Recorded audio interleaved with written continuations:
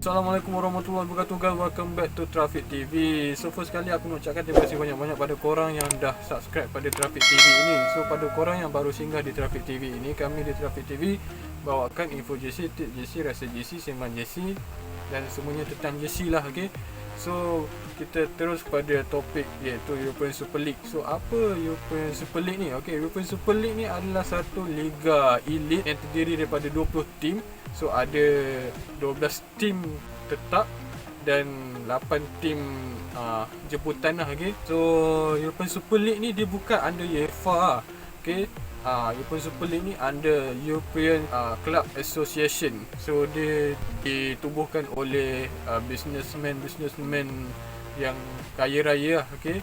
So sebab apa dia dibuat liga asing daripada Champions League ataupun liga yang daripada UEFA? Sebab apa UEFA ni dia buat satu liga, lepas tu dia kau untung banyak, lepas tu dia bagi dekat kelab yang bertanding tu sikit je lah daripada apa yang UEFA ni dapat.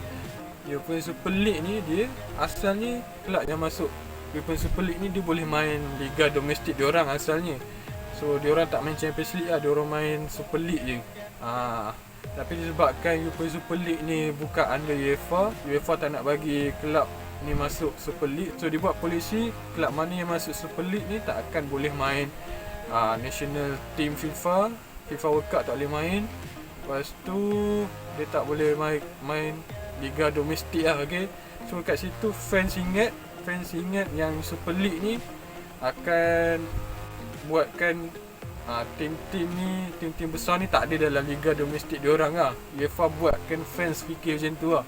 Sebenarnya dia buat European Super League ni, siapa yang masuk European Super League ni boleh je main liga, okay? Boleh je main liga macam biasa, cuma diorang tak main Champions League lah, okay? Dan European Super League ni dia terbahagi pada dua grup A, grup B, okay? Grup A 10 tim, grup B 10 tim, main macam tu. So first kali aku ingatkan dia buat 20 tim main satu league, tak ada grup apa-apa. Tapi disebabkan Europe ni besar, so dia nak kurangkan kepenatan player dan kos. Sebab nak travel kan jauh, negara Spain pergi Itali pergi France, tapi France tak ada.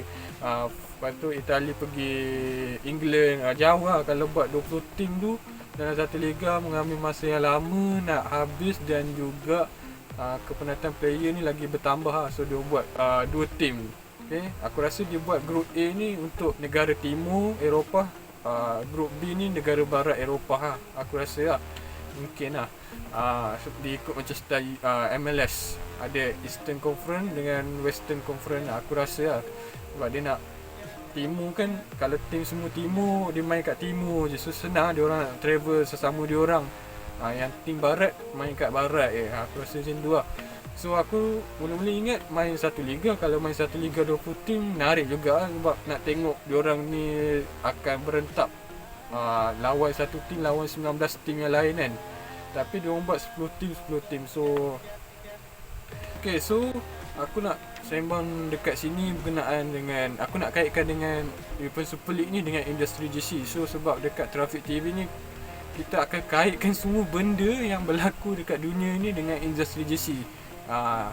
So bila mana European Super League ni ada, Champions League dah tak ada, so ia menyebabkan brand-brand besar macam Nike, Puma, Adidas tu lagi banyak masuk lah, okay? Lagi banyak masuk dan awareness dia orang lagi tinggi lah, bertambah tinggi lah, dan kekal tinggi lah seperti mana yang sedia ada. Okay, sebab apa? Sebab tim-tim yang masuk Super League ni mostly diorang ditajuk oleh Nike, Adidas, Puma. Okay, so ia menyebabkan tim-tim yang ditajuk oleh brand-brand underrated macam brand Joma, Hummel, Macron, Area, Castore ataupun brand-brand yang kita tak pernah kenal tak akan dapat awareness dekat situ lah, okay? So ia memberi kurang exposure kepada brand-brand kecil ni. Sebab sebelum ni kalau Champions League ada juga ruang untuk brand-brand underrated ni masuk Champions League dan jumpa dengan tim-tim besar. Bila tim-tim yang ditaja oleh brand kecil ni dia lawan dengan tim besar, so diorang pun dapat exposure dan awareness lah dekat kalangan fans semua. So bila mana European Super League ni dia didominasi oleh tim-tim elite, so kita pun tak adalah tengok GC yang rare lah daripada tim-tim bawahan sikit ni kan. Kita akan tengok GC mainstream macam tim-tim yang besar ni, kita kan dah tahu GC diorang. So kita akan tengok GC yang sama lah, GC mainstream je lah. Kita tak akan dapat tengok GC tim-tim rare. So kalau nak tengok tim-tim rare, kena tengok Europa League. Kalau sebelum ni Champions League, ada juga tim yang kecil masuk kan, macam Atalanta, Krasnodar, Rennes dari France. So kita dapat tengok GC diorang. So mostly GC tim-tim bawah ni lawa je sebenarnya dan nice daripada tim-tim yang mainstream ni. So pada aku, kalau Champions League dengan Europa League, aku lagi suka tengok Europa League lah. Sebab Europa League ni banyak tim-tim yang aku tak kenal dan GC diorang pun banyak yang nice-nice lah sebenarnya. So aku suka tengok tim, contohnya daripada Dinamo Zagreb ni, tim daripada mana. So tim ni bila dia kaji-kaji, tim daripada Croatia. Lepas tu ada tim, banyak tim yang aku tak pernah dengar macam Wolfsburg ada daripada Austria, ada juga nama tim Wolfsburger ke apa kan. So something like that lah. GC diorang ada yang menarik, ada yang tak menarik. So kat situ kita boleh sembang lah pasal tu. Tapi bila mana European Super League ni dia dominasi oleh tim-tim besar, so tak ada lah GC yang rare-rare ni, okay.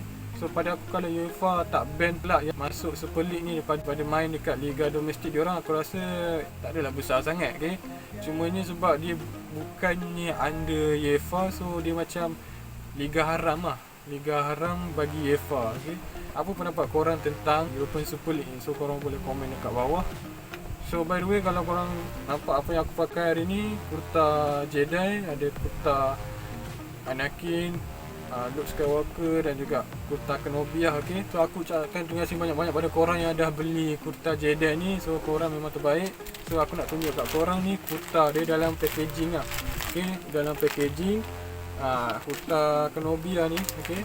So korang akan dapat free gift lah, free gift stiker trafik, kad reward trafik, lepas tu ada kayu sugi dan juga tasbih lah, okay. So kalau korang nak order, korang boleh tekan link dekat description kat bawah guys. Okay, so kita boleh berputar, boleh jadi Jedi sama-sama, tiba. Hello there. So itu saja untuk video kali ni. So terima kasih pada yang korang dah like, subscribe dan share video ni. Kita jumpa di next video.